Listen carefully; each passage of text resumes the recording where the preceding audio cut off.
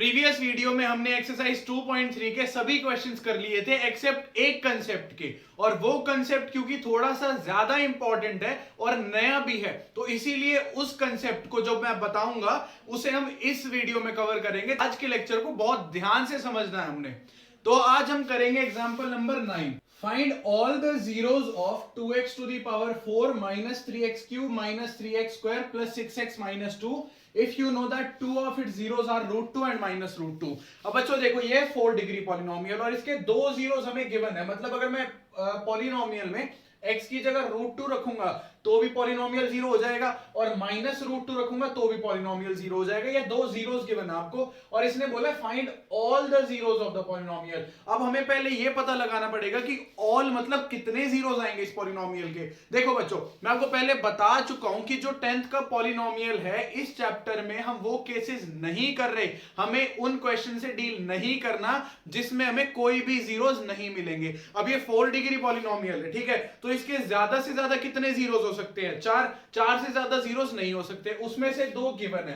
अब आप कहोगे भैया 4 से ज्यादा नहीं हो सकते, मतलब 4 हो सकते हैं, 3 हो सकते हैं, 2 हो सकते हैं। देखो 2 तो यहां गिवन है, तो मतलब मिनिमम 2 तो हो गए, ठीक है। अब हमें ये कैसे पता चलेगा कि इसके 3 जीरोस है या 4 जीरोस है? तो मैं बताता हूं। देखो इस पॉलिनोमियल के 4 जीरोस होंगे। वो किस तरीके से 4 होंगे? अगर मान लो 3 भी जीरोस आते हैं ना, अगर अलग अलग 3 जीरोस आते हैं, मैं आपको एक एग्जांपल देता हूं। सपोज करो जैसे इसके 2 जीरोस हो गए √2 और माइनस √2। अगर कोई थर्ड जीरो मान लो a आया, थर्ड जीरो a है, और अगर हमें फोर्थ जीरो नहीं मिला ना, तो जो फोर्थ जीरो होगा वो इन तीनों में से ही कुछ होगा, या तो वो √2 होगा या माइनस √2 या a। मतलब हो सकता है 2 या 2 से ज्यादा जीरो सेम हो, ऐसा तो पॉसिबल है, लेकिन जीरो 4 ही मिलेंगे। समझे इस बात को? तो अब हमें 2 zeros, find all the zeros, 2 आपको गिवन है, आपको 2 जीरोस और निकालने हैं। अब वो 2 जीरोस कैसे मिलेंगे वो समझते हैं। अब हम मूव करते हैं थोड़ा सा 9th क्लास की तरफ। देखो एक चीज आपको समझनी है कि अगर if a is a zero of px, px हमारा अगर कोई पॉलिनोमियल है और a उसका मुझे कोई जीरो मिला, then x minus a is a factor of px। कहां से आया अभी एक्सप्लेन करूंगा, उससे पहले समझो मैं क्या कह रहा हूं। मैं कह रहा हूं अगर a किसी पॉलिनोमियल का जीरो है, अब a क्या है? बस सिंबल है किसी नंबर के लिए। मान लो ये a की कोई भी वैल्यू हो सकती है, 5, 10, माइनस 2, या फिर कोई भी नंबर जो px का जीरो है। अब a कोई ऐसा नंबर है जो px का जीरो है। अगर a मुझे पता है ना जीरो है, तो उसी नंबर को, उसी जीरो को मैं x में से माइनस करूं, मुझे एक पॉलिनोमियल मिलेगा। a कोई नंबर है, कांस्टेंट नंबर है, उसको x में से माइनस करूंगा, x माइनस समथिंग की फॉर्म में आएगा, मुझे कोई पॉलिनोमियल मिलेगा। तो वो पॉलिनोमियल ना px का फैक्टर होगा। अब यहां पे फैक्टर का भी मतलब सेम ही है कि जो x माइनस a है उससे जब मैं px को डिवाइड करूं तो रिमाइंडर जीरो आएगा। जब मैं x माइनस a से px को डिवाइड करूं रिमाइंडर जीरो आएगा, और इस वजह से x माइनस a px का फैक्टर होगा। अब ये आया कैसे वो समझते हैं। देखो 9th क्लास में ना हमने पढ़ी थी रिमाइंडर थ्योरम। रिमाइंडर थ्योरम अगर आपको याद है तो ठीक है, नहीं है तो मैं आपको एक ब्रीफ ओवरव्यू देता हूं। देखो रिमाइंडर थ्योरम क्या थी कि अगर कोई पॉलिनोमियल है px, उस पॉलिनोमियल को मैं डिवाइड कर रहा हूं x माइनस a से। कोई पॉलिनोमियल, अब ऑब्वियस ही बात है, इस पॉलिनोमियल की डिग्री 1 है, डिवाइजर की डिग्री 1 है, तो पॉलिनोमियल डिवाइड हो सके उसके लिए px की डिग्री या तो इसके बराबर होगी या इससे बड़ी होगी। मतलब px की जो डिग्री है वो 1 हो सकती है, 1 से ज्यादा होगी। तो x माइनस a से जब मैं किसी पॉलिनोमियल को डिवाइड करूंगा, तो रिमाइंडर थ्योरम हमें रिमाइंडर निकालना सिखाती थी कि रिमाइंडर कैसे मिलता है। देखो रिमाइंडर आएगा यहां पे pa, रिमाइंडर आएगा pa। मतलब अगर किसी पॉलिनोमियल px को x माइनस a से डिवाइड किया तो रिमाइंडर pa आएगा। pa का मतलब क्या है? pa का मतलब है value of px at x is equal to a। जब मैं x की जगह पूरे पॉलिनोमियल में a रख दूंगा, a कोई नंबर है, ध्यान से समझ के चलना, a नंबर है, कोई नंबर के लिए सिंबल है, x वेरिएबल है, a नंबर है। अब जब मैं पूरे पॉलिनोमियल में जो px पॉलिनोमियल है, जो डिविडेंड है, उसमें जब मैं a रख दूंगा, ये वाला a, तो मुझे एक नंबर ऑब्टेन होगा और वही जो वैल्यू होगी px की वो होगा रिमाइंडर। ये समझ में आया आपको? अब मान लेते हैं, ध्यान से सुनो, मान लेते हैं कि ये जो x माइनस ए है ना, ये x माइनस ए मान लेते हैं फैक्टर है। केस कंसिडर करते हैं कि x माइनस ए जो है वो फैक्टर है px का। अब जब x माइनस ए px का फैक्टर होगा तो ये जो रिमाइंडर है ये जीरो हो जाएगा। इसका मतलब ध्यान से समझो, देखो x minus A is a factor of px। अब जब x माइनस ए फैक्टर होगा तो रिमाइंडर हो जाएगा जीरो, तो इसका मतलब होगा, इंप्लाइज दैट रिमाइंडर हो जाएगा जीरो। और रिमाइंडर क्या होगा? Factor theorem, sorry remainder theorem क्या कह रही है कि x माइनस ए से अगर px को डिवाइड करेंगे रिमाइंडर होगा pa। अब रिमाइंडर जीरो होने का मतलब क्या है? रिमाइंडर जीरो होने का मतलब है कि pa जीरो हो जाएगा। रिमाइंडर pa है तो pa जीरो हो जाएगा। अब ध्यान से सुनो, वेरिएबल की, सॉरी पॉलिनोमियल की वैल्यू वेरिएबल की जगह a रखने पे जीरो हो गई। वेरिएबल की जगह जब मैंने पॉलिनोमियल में a रखा तो पॉलिनोमियल की वैल्यू जीरो हो गई, तो pa जब जीरो होगा तो इसका मतलब यही होगा ना, हम पहले पढ़ चुके हैं कि a is a zero of px। बस इतनी सी बात है।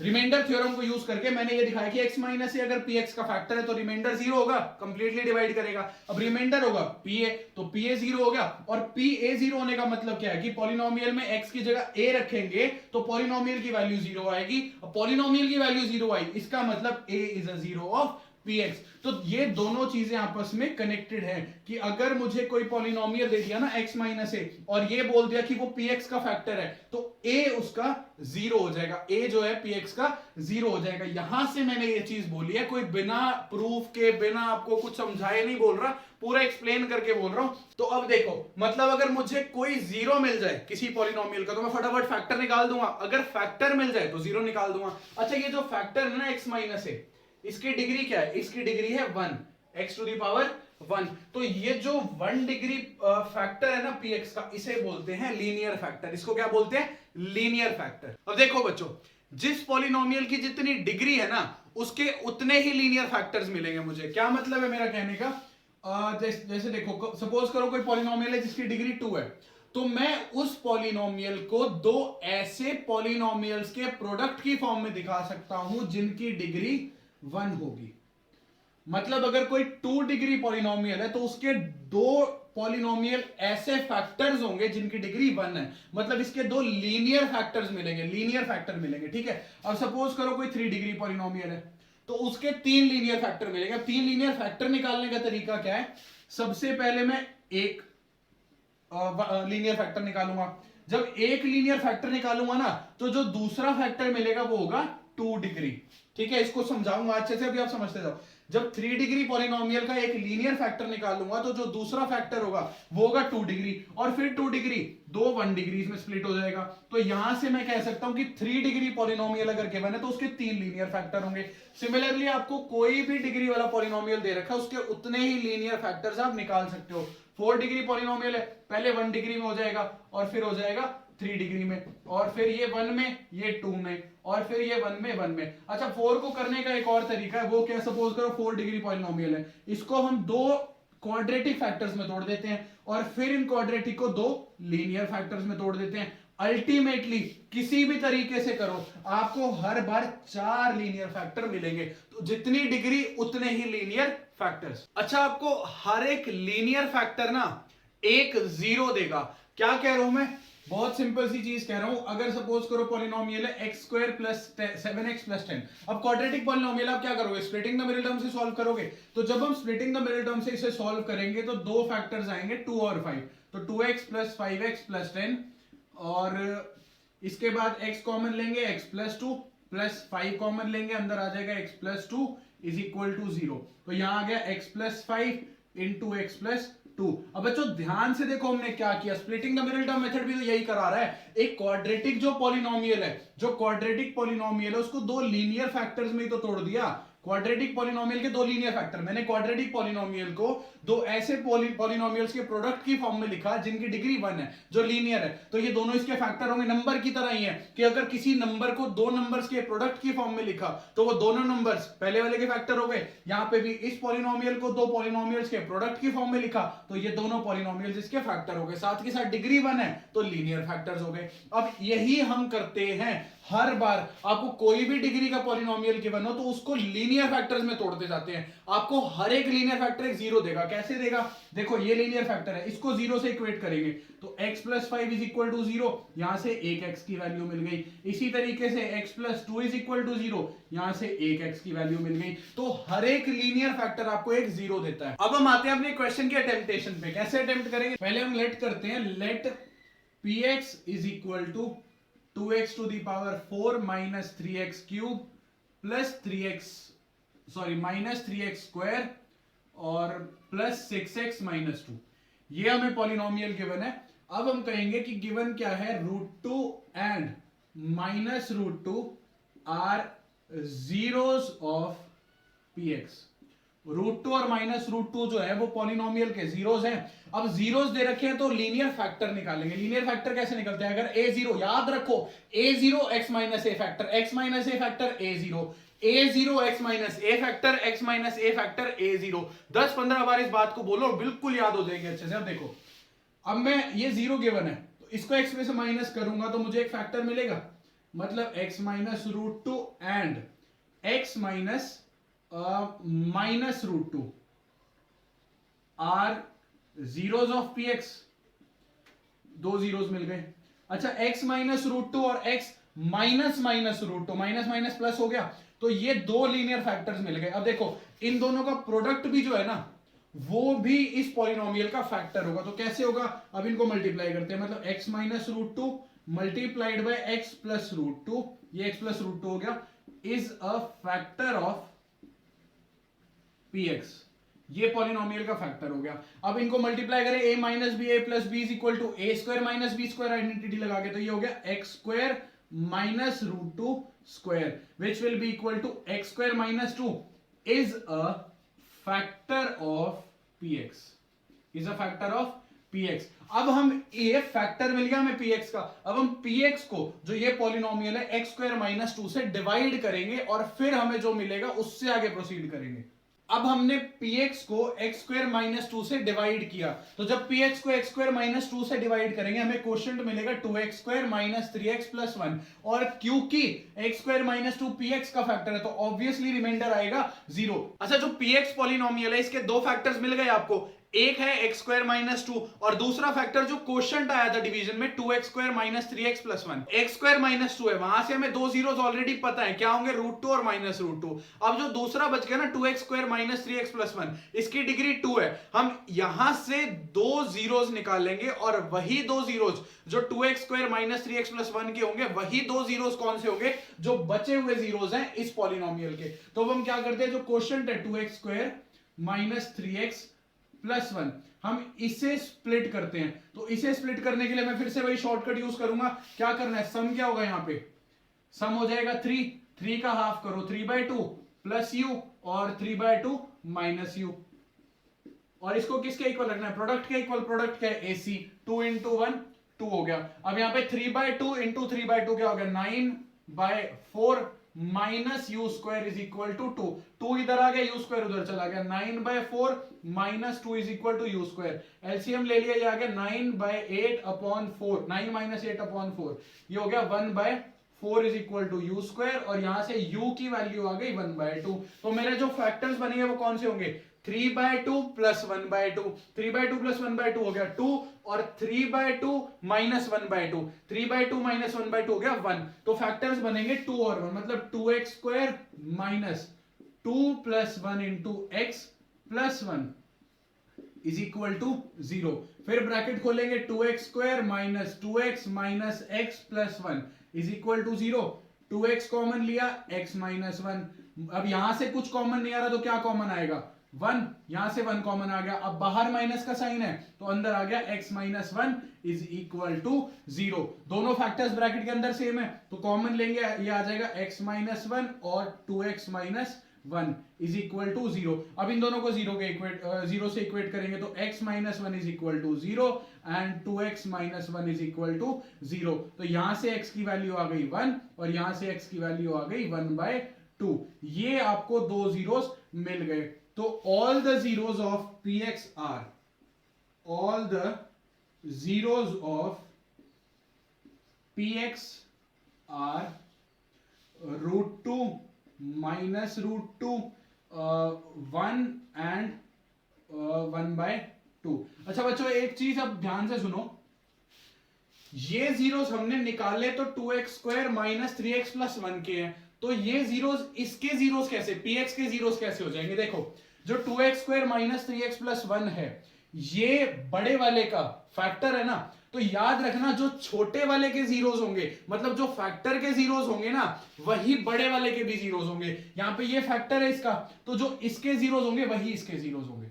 एक्सरसाइज 2.3 का थर्ड क्वेश्चन देखते हैं, वो भी सिमिलर है। आपको एक पॉलिनोमियल गिवन है 3x⁴ plus 6x³ minus 2x² minus 10x minus 5। हमने खुद लेट किया कि let this be polynomial px, तो px हो गया।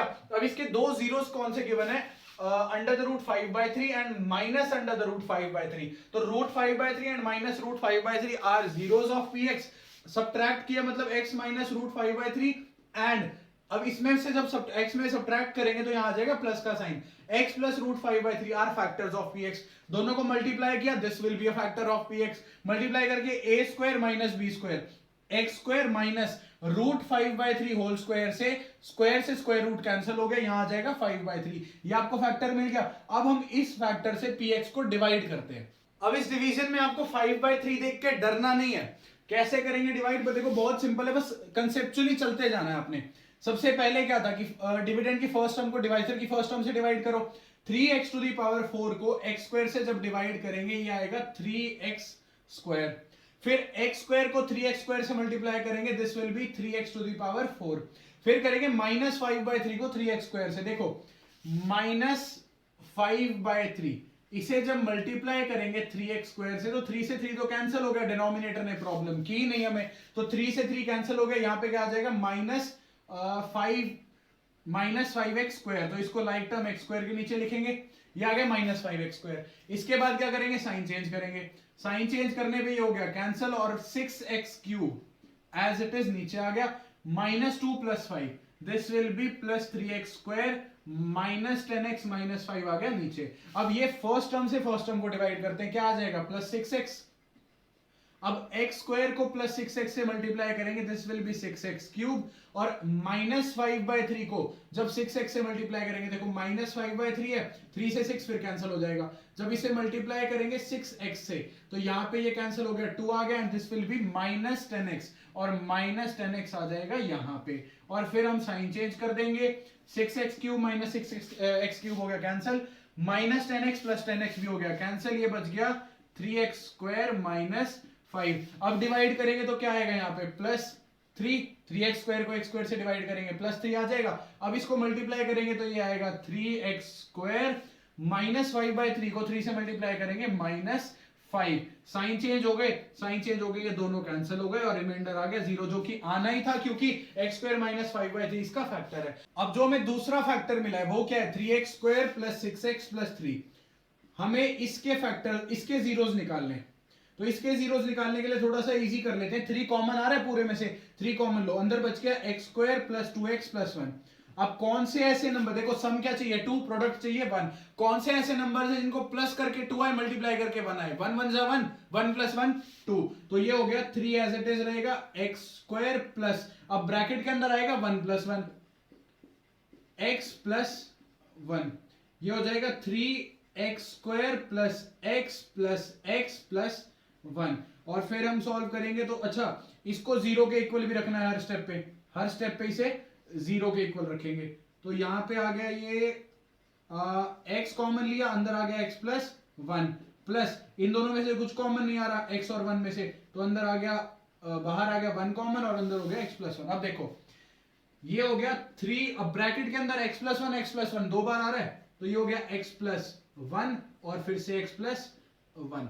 Is equal to 0। अब 3 तो 0 के इक्वल हो नहीं सकता, बचे कौन कौन से फैक्टर, x प्लस वन, तो एक बार इसको दोनों को 0 के इक्वल रखते हैं, तो यहां से आएगा x plus 1 is equal to 0 और x plus 1 is equal to 0, तो x इज इक्वल टू -1 और x इज इक्वल टू -1। हमें दो जीरोस मिल गए और वो दोनों जीरो सेम है। तो कहने को देखो ये 4 डिग्री पॉलिनोमियल है ना, कहने को तो इसके 3 जीरोस आए, अलग अलग वैल्यू देखे तो 3 जीरो आए हैं, लेकिन फिर भी हम इसके 4 जीरोस बोलेंगे। हम ये कहेंगे कि -1 जो है ना इसका वो 2 बार जीरो है, इसके 2 जीरो जो है -1 सेम है। बच्चों इसी के साथ एक्सरसाइज 2.3 भी होती है आज कंप्लीट। नेक्स्ट लेक्चर में हम ऑप्शनल एक्सरसाइज के सॉल्यूशंस करेंगे, तो हमारे साथ बने रहिए। अगर आपको मैथ्स थोड़ी सी भी पहले से इजी लगने लगी है तो वीडियो को लाइक जरूर करें और अपने सभी फ्रेंड्स के साथ शेयर भी करें, जिससे उनके लिए भी मैथ्स पढ़ना इजी और इंटरेस्टिंग हो जाए। चैनल को सब्सक्राइब करें, बेल आइकन को दबाएं, जिससे आपको सारी लेटेस्ट अपडेट्स,